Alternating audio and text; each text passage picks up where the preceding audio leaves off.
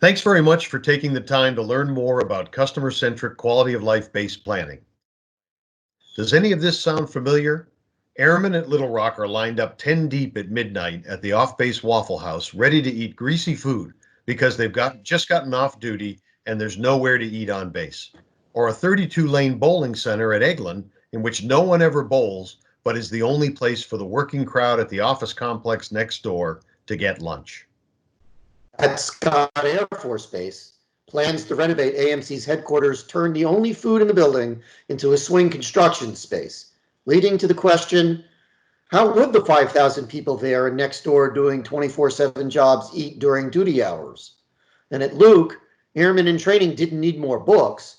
They needed more librarians who could help them, and rooms where they could study together without interrupting story time. A 20-year-old female African-American Army private at Fort Sill, who, except for duty, never leaves her barracks room because she feels isolated and is too apprehensive to meet new people. Or a first-term Marine at Camp Lejeune, exhausted from banging it out day after day, but who wastes his precious 96 because he doesn't want to recreate on base. He might get dressed down after all and doesn't know where to go off base.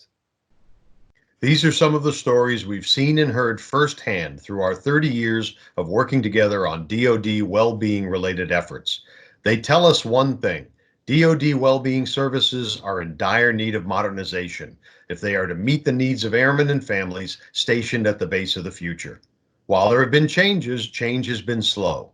We've ended up with services that are outdated, not located where or when airmen need them, too expensive to run, and simply not something most airmen wish to patronize.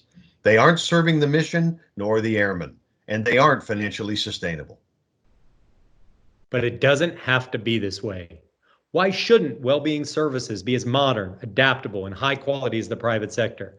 Why shouldn't they be highly desired by airmen and families and mission sustaining?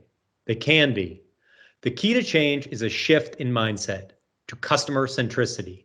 After all, the mission has stopped asking for the thing, a missile, for example, and has started asking for the capability, more ordnance downrange.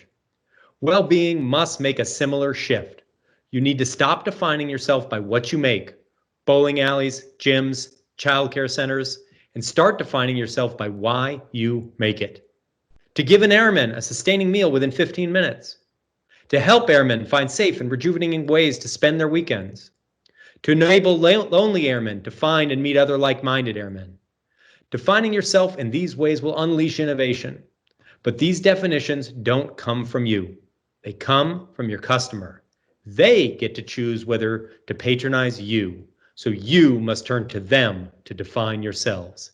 This is customer centricity. We have put this simple but powerful philosophy at the core of empowering well-being services leaders to reinvigorate their offerings. Our solution leverages both existing and new customer-focused data sources, such as ethnography, traffic patterns, and mapping, and then combines them with operational, facility, and financial data that you already collect. We help leaders craft visions that are relevant, flexible, and tailored to the needs of each individual base, mission, and location. We help leaders bring that vision into reality by planning to provide services that matter to airmen, not about building buildings. We design and pilot new approaches to service capabilities on and off the base, where the airmen and their families already live, to partner with local communities and to fill in gaps found inside the wire. We have honed this process over 15 years with the sister services. We've built a team of veterans and private sector experts with decades of DoD services experience and who bring to the table individual private sector expertise. We've assembled a blend of real estate, architecture, financial modeling, innovation, entrepreneurship, and human-centered design to deliver end-to-end well-being solutions. Through our experiences in the DoD, we have built deep empathy for our service members. They have volunteered to do the world's toughest jobs, and for that, they and their families deserve the best in well-being services. Our empathy is at the heart of our customer-centric process that will unleash creativity and empower the Air Force to reinvent well-being services. Please feel free to contact our team using the information provided on this webpage. We also hope to speak with you during our live hours here at the booth.